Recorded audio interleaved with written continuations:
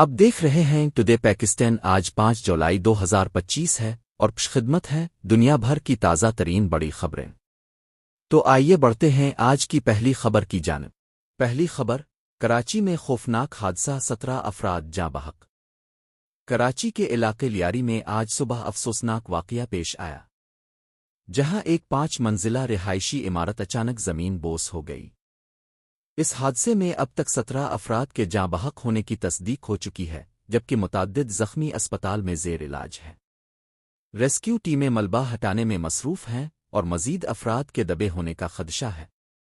واقعے کی ابتدائی تحقیقات کے مطابق عمارت میں غیر قانونی تعمیرات اور ناقص مٹیریل استعمال کیا گیا تھا۔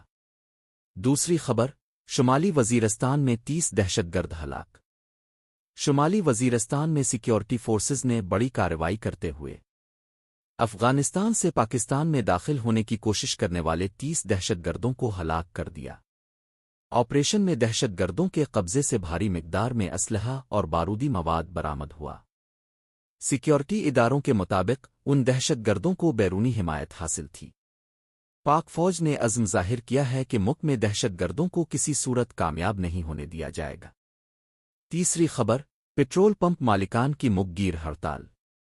پاکستان پیٹرولیم ڈیلرز ایسوسی ایشن نے حکومت کی جانب سے 0.5% ایڈوانس ٹیکس کے نفاذ کے خلاف آج ملک بھر میں ہڑتال کر دی ہے، جس کے باعث کئی شہروں میں پیٹرول پمپ بند اور عوام کو مشکلات کا سامنا کرنا پڑ رہا ہے۔